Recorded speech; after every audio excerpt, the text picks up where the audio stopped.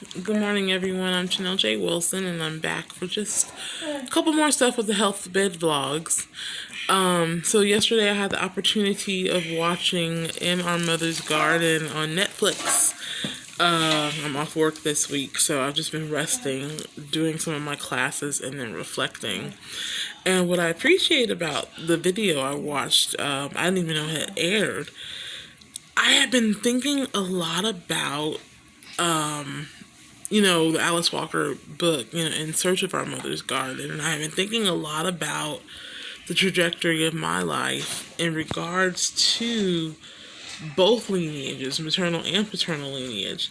And so when I saw this and I was thinking about Black women and just how we have always been in a place of both keeping families together, always on, moving forward in spite of what's going on within ourselves. And a lot of the conversations that were had in that particular video spoke so much truth to power to what I am going through right now as a 40-year-old woman. I'll share a little bit after this little talk, and it's not going to be long, from a podcast I did on Sunday, and they both kind of coincide with each other in regards to just self-care, self-help, or even therapy type help, rehabilitation, self-love. One of the women on there had mentioned, I think it was Reverend Dr. Teresa. I can't remember her last name right now to save my life, and I apologize. I'll put it in the description. And she said, throughout our history here in this country, Black women, we're just made to do stuff for everybody, And then for our worth, our worth is only valued by what we've done for someone else. But then when it comes to our own health and self-care, things just kind of happen, and it happens unexpectedly for us because we're not paying attention to it, or we do notice it, we just don't have time to deal with it. I really appreciated the wisdom in the presentation, even with Dr. Coco Celeste. Oh my goodness, she got me right together with some of her phrases about the jewelry not being an accessory but a necessity, almost like an armor, and no, try it and find out. Like when I tell you that the little project got me together, it got me all the way together. If you have a moment and you have Netflix, take some time to watch it. It's really beautiful. Just shares various stories. What I appreciate is how everyone introduced themselves. So I want to introduce myself that way.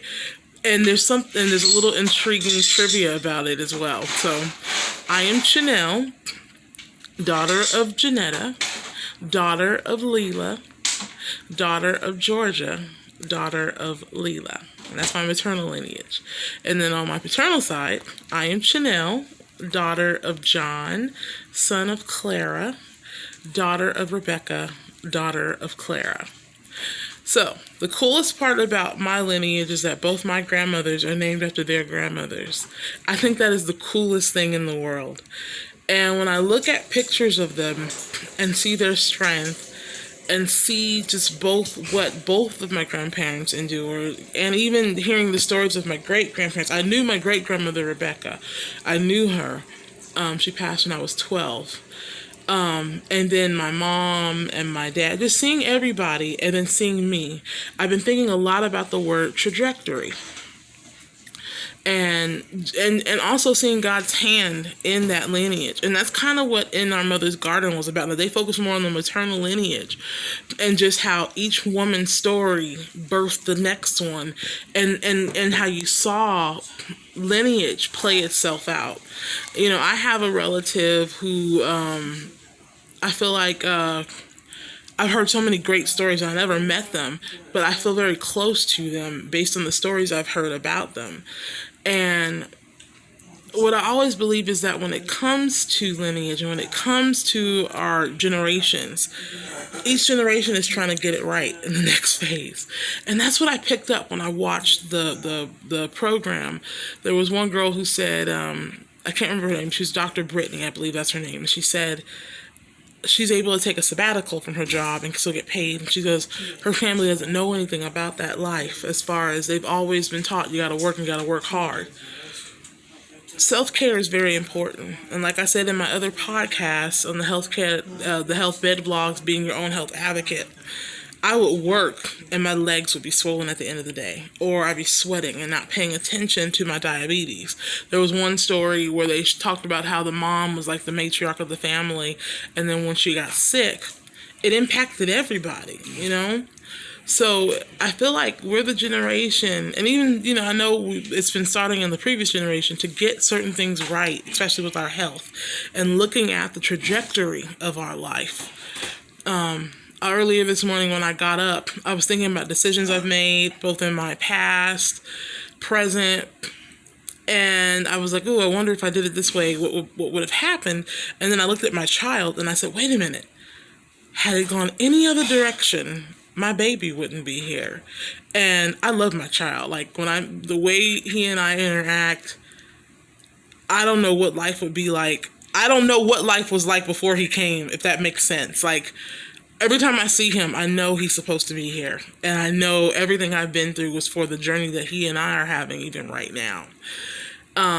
And then it just goes back when I look back at the lineage, when I look at pictures of my grandmother who has passed and remembering her story, and then even my mom and watching the things she's overcome and the kind of woman that she is, the fighter, and then seeing that within myself. I kept saying over and over again, even as I was walking through the pain of all the legs getting swollen and everything, I would say, this is not unto death.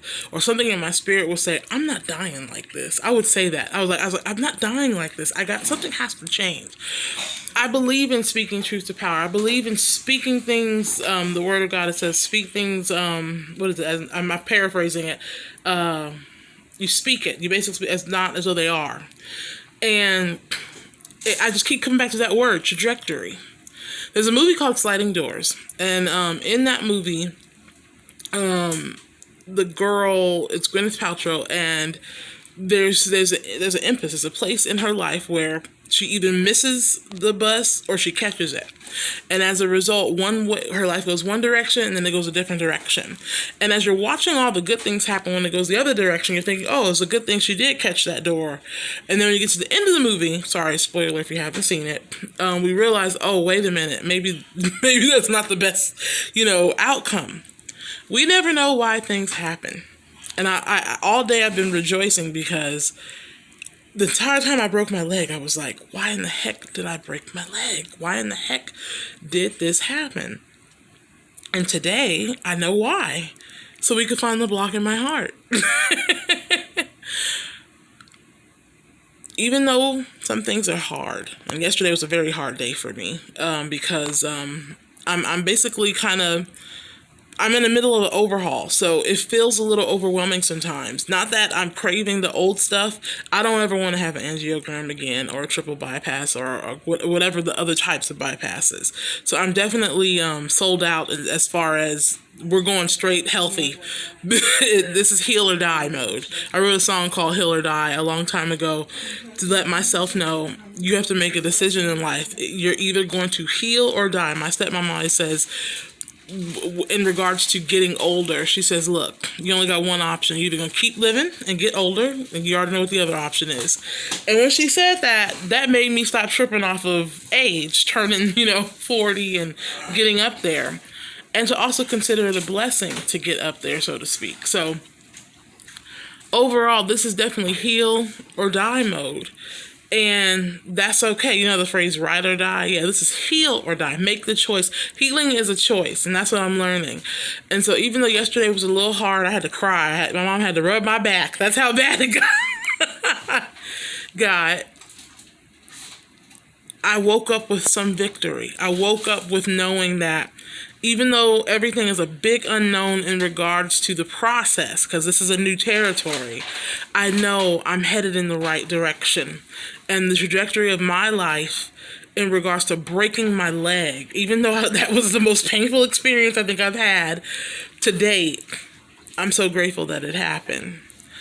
And that goes back to the conversation about lineage. It's all about the trajectory of life. We don't know who's going to end up where and how. Like I said, the trivia for me is that both my grandmothers were named after their grandmother. What are the odds of that? And then when I looked at both stories of both who those women were, I get why I am who I am today. No, it didn't feel good becoming Chanel, and I'll save that for another story. But I'm grateful for the woman that I look at in the mirror today, because had all those people I mentioned in the beginning not been a part of the trajectory of my life, this moment would have a different meaning. I'm Chanel J. Wilson, and I'll definitely be back for more. Please like, comment, and subscribe. If there's something that I said in this that you want to discuss, please post it in the bottom comments. I'll be back with more health bed vlogs and just my reflections. Have a good day.